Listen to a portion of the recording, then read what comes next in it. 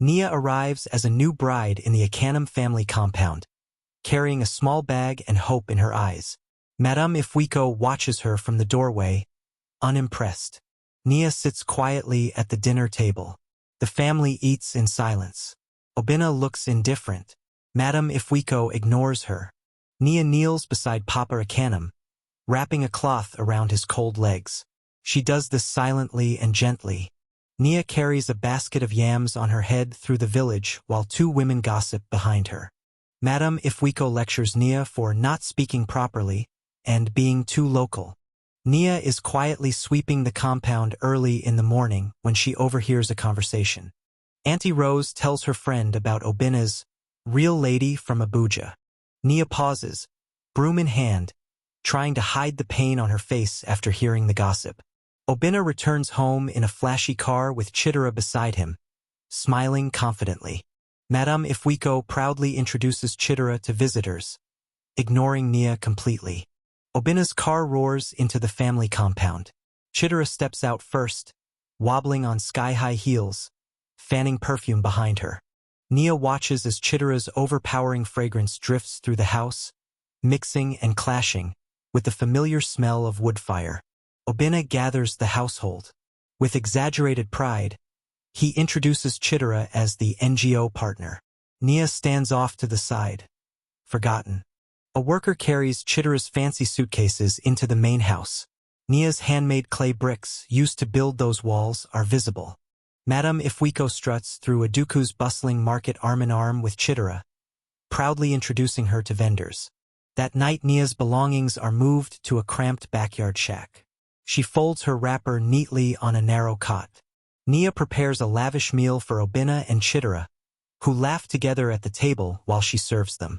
During dinner, Madame Ifwiko praises Chitara's eloquence and chides Nia for her quiet nature. Chitara's long acrylic nails tap on a wooden table rhythmically, each click echoing in Nia's chest like a warning drum. Inside the shack, Nia lies awake, tears sliding silently onto her pillow as distant laughter carries from the main house.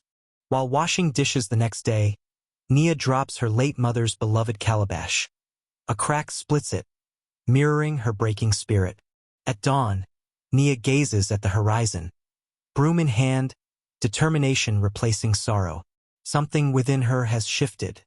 In the cold hush before dawn, Nia begins quietly packing her things, careful not to wake anyone.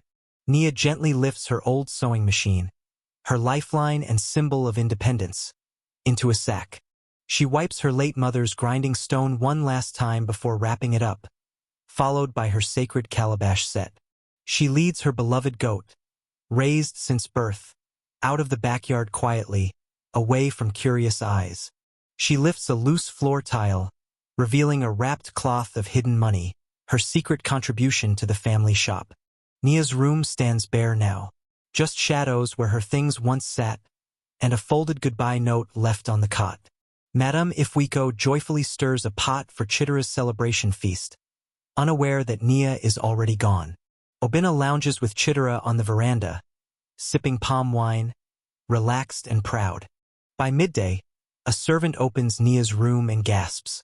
The room is empty. A silence falls over the house. With Nia gone, everything feels wrong. The soup is bland. The hearth is cold. Papa Akanam shivers under a thin sheet. The once busy family shop is now nearly empty. Customers pass by without entering. Chitara lounges inside, bored and scrolling her phone. Chitara insults a woman who tries to bargain, loudly mocking her clothes. The woman walks away in anger. 3 market women whisper behind a stall, looking toward Chitara with frowns and shaking heads. The family dinner is ruined. Chitara's soup is blackened and smoking. Obinna stares at it in disbelief. Papa Akanam coughs in the cold, reaching for a wrapper that was never brought. He sits alone, shivering. Obinna returns home unexpectedly to find Chitara on a romantic video call with a man in London. Once lively with warmth and voices, the Akanam home now feels cold, with empty chairs, dust, and silence. The once joyful goat raised by Nia refuses to eat. It lies in the corner of the yard, weak and listless. Nia enters her father's modest compound with her belongings, greeted by her younger brother and a warm smile from her aging father.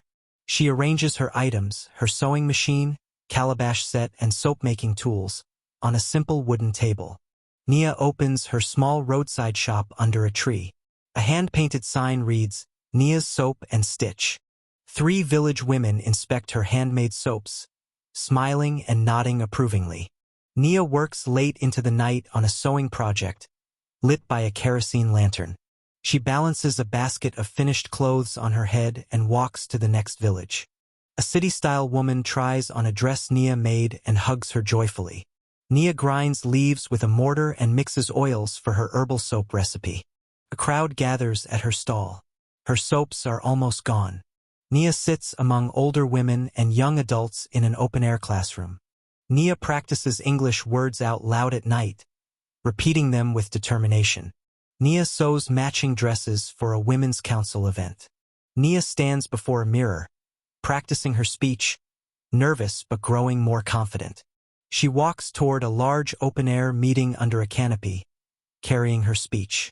Nia addresses a large crowd of women, her voice loud and clear. All eyes are on her. Her famous words echo as women nod and some even shed tears. Nia finishes. The crowd rises in applause. Women surround her afterward to shake her hand. Young girls talk about Nia in admiration as she walks home, the sun glowing behind her. Dark clouds roll in. Rain softly begins to fall over Aduku as Obinna approaches Nia's shop. Obinna stands outside Nia's shop in the rain, looking nervous and soaked. Inside, Nia looks up from her lesson and spots him through the curtain. Nia steps outside, facing Obinna quietly. They stand in the rain, not speaking yet. Obinna's voice cracks. His regret shows. He apologizes deeply. He admits everything. The betrayal, the fall, his loneliness. Nia looks at him calmly, with maturity and depth in her eyes. Nia speaks clearly, her voice unwavering in the rain. Her words strike deeply. Obinna closes his eyes in shame. He begs again, desperate. He reaches out for a second chance. Nia responds with grace, but firm boundaries. She gently but powerfully ends the conversation, her voice filled with self-respect. Nia turns her back and walks inside, leaving Obinna behind. Inside, the girls wait for her return. They smile when she re-enters. Nia picks up her chalk and continues the lesson, her voice calm. Obinna remains kneeling, soaked and unmoving, now fully alone. The door closes slowly, not in anger, but with finality. Obinna walks away slowly under the rain, finally understanding what he lost. Final wide shot of Nia's shop glowing in the night as thunder rumbles far away.